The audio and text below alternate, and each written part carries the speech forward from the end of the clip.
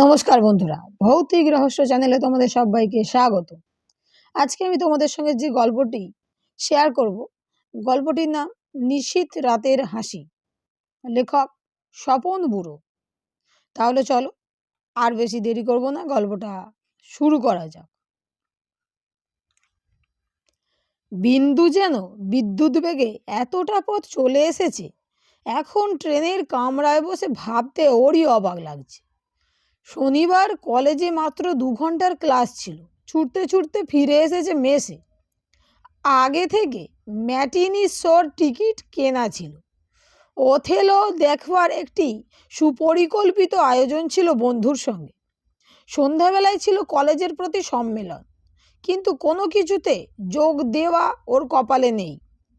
ওই যে কাব্যের ভাষায় যাকে বলে বিনা মেঘে বজ্রপাত, সেই জাতীয় একটি বেমক্কা রকম কাণ্ড ঘটে বিন্দুর সব কিছু প্ল্যান ওলটপালট করে দিল।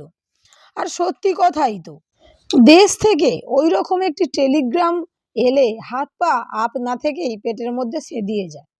ওর বাবার নাকি শক্ত অসুখ, এক্ষুনি বাড়ি রওনা হতে হবে। টেলিগ্রামটা করেছেন ওর পাড়া সম্পর্কে বিনোদন কাকা। সত্যি একটা বাড়াবাড়ি কাণ্ড না হলে বিনোদন কাকা কখনো এভাবে টেলিগ্রাম করে বসতেন না। এই তো সেবার ওর মার সাংঘাতিক বসন্ত হয়েছিল, তবু তিনি বিন্দুকে খবর দিতে দেননি। পাড়ার ছেলেরা পালা করে দেখাশোনা করেছে। বিনোদ কাকা নিজে সব সময় খবরাখবর নিয়েছেন, ডাক্তার ডাকা, ওষুধ আনার ব্যবস্থা করেছেন, প্রয়োজন মতো রাত জেগেছেন। তবু ওর পড়ার ক্ষতি হবে বলে কাউকে খবর দিতে দিত না। কলেজের ছুটি হলে বাড়ি গিয়ে মাকে দেখে আঁতকে উঠেছিল। সমস্তটা মুখে একেবারে বিশ্রী রকমের বসন্তের দাগ হয়েছে। তার মায়ের অমন সুন্দর দুধে আলতার মতো রং, তা যেন জ্বলে কালো হয়ে গিয়েছে। এই বয়সেও বিন্দু মায়ের বুকে মুখ লুকিয়ে কান্না চেপে রাখতে পারেনি। মা ওর চুলে আঙুল চালিয়ে ঠান্ডা করে বলেছিলেন, তোর পাগল, বুড়ো ছেলে বুঝি এমন করে কাঁদে? আমি যদি তোর মেয়ে হতাম তো ভাবনার কারণ ছিল। এই বিচ্ছিরি মেয়েকে কিছুতেই বিয়ে দিতে পারতিস না, সারা জীবন গলায় ঝুলিয়ে নিয়ে বেড়াতে হতো। সেদিন মায়ের মুখের হাসিও কিন্তু কান্নার মতো শুনিয়েছিল। গাড়ির দোলানির যেন বিরাম নেই, ওর ভাবনার তেমনি অন্ত নেই। মাত্র দুখানি ধুতি নিয়ে এসে কিভাবে ছুটে এসেছে, তারপর ঠেলাঠেলি মারামারি করে টিকিট কিনে ট্রেনের কামরার মধ্যে ঢুকেছে।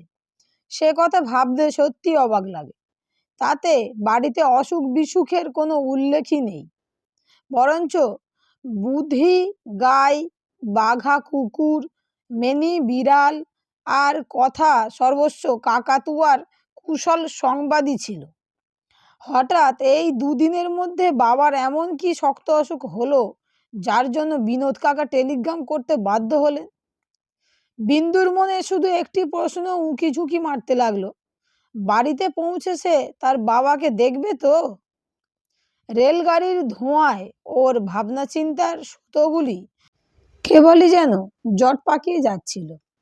হঠাৎ মনে পড়লো ছোট বোন সিন্ধুর চিঠিতে আবদার ছিল, এবার বাড়ি যাওয়ার সময় চুলের লাল সিল্কের ফিতে নিয়ে যেতে হবে। এত ছোটাছুটিতে কি ইচ্ছাই মনে থাকে? ভালো কথা, একটা স্টেশনে গাড়ি থামলে কোনো ফেরিওয়ালার কাছে নিশ্চয়ই পাওয়া যাবে। কিন্তু ফেরিওয়ালার জন্য অপেক্ষা করতে হলো না। একজন ক্যানভাসার এসে ঢুকলো। তার বাক্সে না আছে এমন জিনিস নেই। দুটি জিনিস বিন্দু বেছে নিল, সিন্ধুর জন্য লাল সিল্কের ফিতে আর বৌদির জন্য একটি তরল আলতা। ওর এক বৌদি এখন ওদের বাড়িতেই আছে, তার জন্য কিছু হাতে করে না নিলে সত্যি খারাপ দেখাবে। ক্রমে রাত গভীর হয়, গাড়ির যাত্রীও একে একে কমতে থাকে। যাদের বাড়ি কলকাতার কাছে তারা সত্যি ভাগ্যবান, এতক্ষণে অনেকে গিয়ে বাড়ি পৌঁছে গেছে। মায়ের হাতের রান্না গরম মাছের ঝোল ভাত নিয়ে খাচ্ছে সঙ্গে সঙ্গে। বিন্দুর খিদে পেয়েছে, কিন্তু কিছু খেতে ইচ্ছা করছে না। পেছন দিকে হেলান দিয়ে চোখ বুজেছে বিন্দু। গাড়ির ঝাঁকুনিতে মাথাটা ঘড়ির পেন্ডুলামের মতো দুলছে। কামরার ভেতরে লোকের কথার কচকচানি বন্ধ হয়ে গেছে। দু তিনজন লোক যা দূরে দূরে বসে আছে তাদেরও চোখ ঢুলে এসেছে। হঠাৎ কানের কাছে কে ফিসফিস করে বলল, আমাদের দেখতে আসছিস খোকা? আমরাও যে তোর জন্য পথ চেয়ে বসে আছি। চমকে উঠল বিন্দু। ঠিক ওর মায়ের গলা। মা ওকে খোকা বলে ভাবেন না, ও কিছু নয়, হয়তো নিজের অজান্তে মা বাবার কথা বেশি করে ভাবছে, তাই ওর ওরকম কিছু শুনে থাকবে। আর একটা স্টেশনে গাড়ি থামতে খাবারওয়ালা এলো খাবার বেচতে, কিন্তু কিছু মুখে দিতে মন চায় না। যদিও অনেক রাত্রিরে গাড়ি পৌঁছবে ওদের স্টেশনে, তবু কি জানি কেন বিন্দু পেটের খিদেকে মোটেই আমল দিল না। দুপাশে শুধু রাশি রাশি অন্ধকার, কোথাও জোনাকির ঝাঁক, নাম না জানা পাখির একটা আওয়াজ, ট্রেনের বাঁশি, ধোঁয়ার একটা উৎকট গন্ধ। এরই ভেতরে দিয়ে কখনো ঘুমিয়ে কখনো তন্দাচ্ছন্নভাবে বিন্দু বাকি সময়টা কাটিয়ে দিল। গাড়ি যখন ওদের স্টেশনে গিয়ে পৌঁছালো তখন ঠিক রাত 2টো। এরপর আছে ক্ষেতের আল ধরে মাইলখানেক হাঁটা পথ। দ্বাদশীর চাঁদ মাথার ওপর, পুরো জ্যোৎস্না নয়, অথচ বেশ আবছা ভাব। সেই চাঁদও আবার মাঝে মাঝে হালকা মেঘের সঙ্গে লুকোচুরি খেলছে। মনে হচ্ছে ওই আধখানা চাঁদ কখনো ঘুমটা পড়েছে, আবার কখনো ওড়না সরিয়ে নিচ্ছে। কুয়াশা নয়, অথচ কেমন যেন একটা ঘোলাটে ভাব সারা মাঠখানা জুড়ে। তাড়াতাড়ি যেতে পারবে মনে করে বিন্দু মাঠের মাঝামাঝি ধরে একটি পায়ে চলা পথ দিয়ে এগিয়ে চলল। কিছু দূর চলবার পর ওর মনে হলো কে যেন ওর পেছন পেছন আসছে।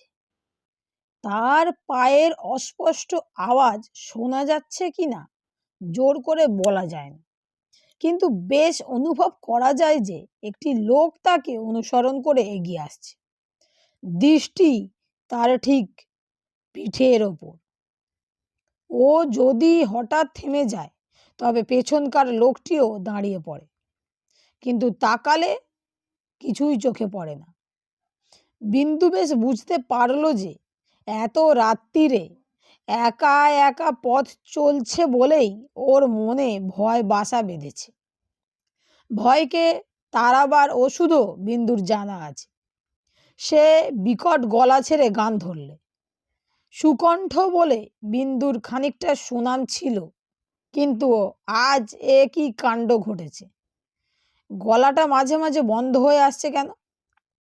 মনে হচ্ছে বেশ খানিকটা সেলেস্যা জমেছে কণ্ঠনালীর ভেতরে। কিছুতেই সেটাকে দূর করা যাচ্ছে না। গলা খুলে গান গাইতে পারলে আর ভয়টা কোথায়? কিন্তু কিছুতেই সে গলাটা আগেকার মতো হালকা করতে পারছে না। যাই হোক, থামা আর চলা, গান গাওয়া আর কান পেতে কিছু শোনা, এইভাবে মাঠটাকে পেরুনো গেল। ওই তো সামনে গাঙ্গুলিদের নাট মন্দির আর ধানের গোলা, ওরই পাশ দিয়ে গ্রামে ঢুকতে হবে। সেখান থেকে ওদের বাড়ি আর বেশি দূর পথ নয়। একেবারে চেনা অঞ্চলে এসে পড়েছে, তাই গলার গুনগুনানি বন্ধ করে দিল বিন্দু। ওই তো ওদের বাড়ি দেখা যাচ্ছে। বাড়ির ঠিক সামনেই সদর রাস্তার ওপর সেই প্রকাণ্ড তেঁতুল গাছটি, কিন্তু কি গুমোট পড়েছে আজ, গাছের পাতাটি অবধি নড়ছে না। তাহলে এইবার পথের শেষ। আগ্রহ আর উৎকণ্ঠা নিয়ে এগিয়ে যায় সে। কিন্তু এ কি কাণ্ড! তেঁতুল গাছটার ঠিক নিচে যেখানে ছায়াটি বেশ ঘন হয়ে জমাট বেঁধেছে, সেইখানে দাঁড়িয়ে আছেন ওর বাবা।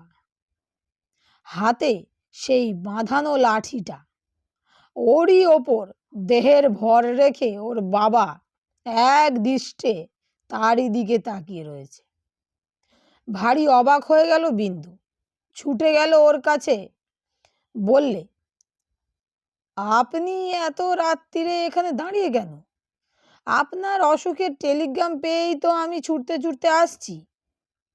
ক্ষীণ কণ্ঠে বিন্দুর বাবা বললেন, না জানি না বাবা, বিনোদর যেমন কাণ্ড, সামান্য কি একটু অসুখ করেছে আর অমনি তোর বিনোদ কাকা এক টেলিগ্রাম করে বসলো।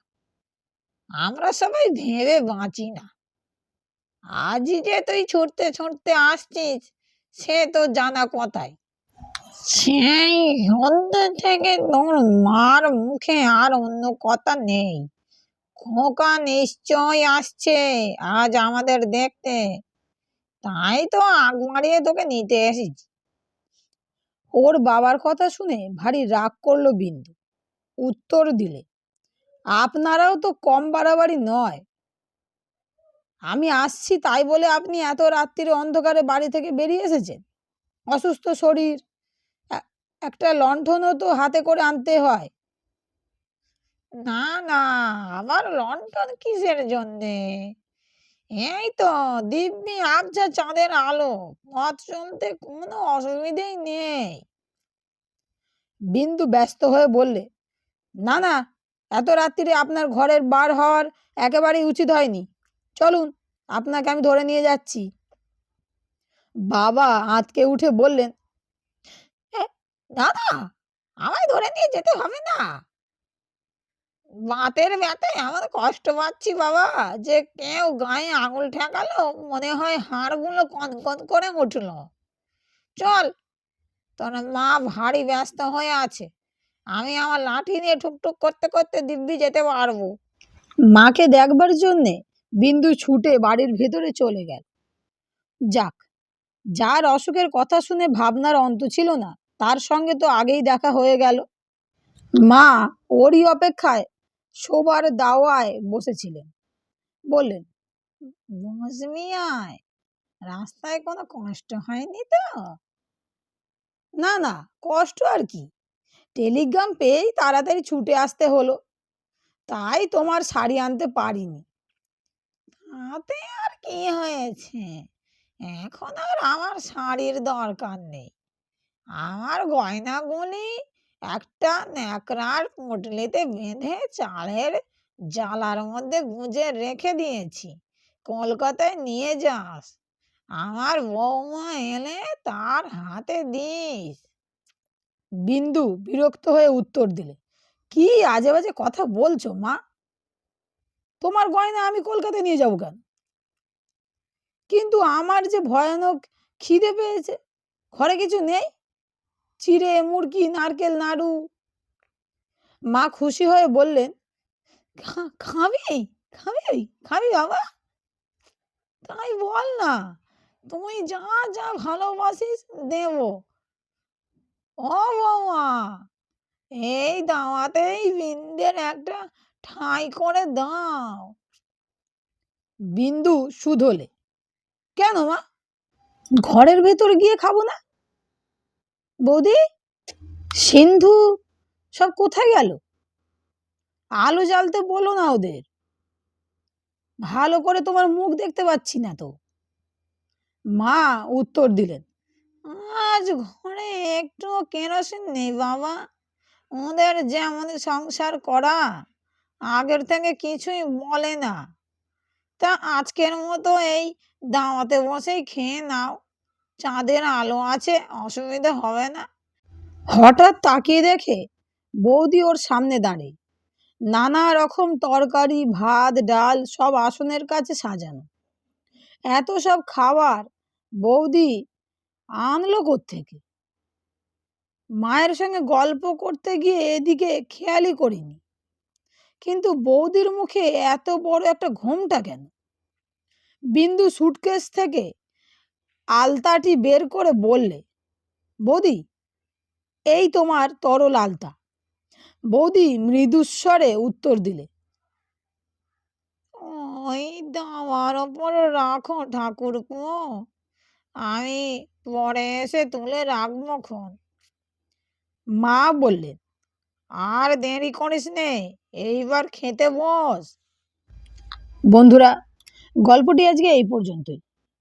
গল্পটি এখানেই শেষ নয়। এর পরের পার্টটা নিয়ে আমি আবার খুব শিগগিরই তোমাদের কাছে আসছি। গল্পটি তোমাদের কেমন লাগছে আমাকে কমেন্টে জানাবে। ভালো লেগে থাকলে বন্ধুদের সঙ্গে শেয়ার করে চ্যানেলটি সাবস্ক্রাইব করে লাইক করে আমার পাশে থেকো, যাতে আরও এরকম রহস্যময় ভৌতিক কোনো গল্প তোমাদের শোনাতে পারি। তাহলে বন্ধুরা, আজকের মতো বিদায়।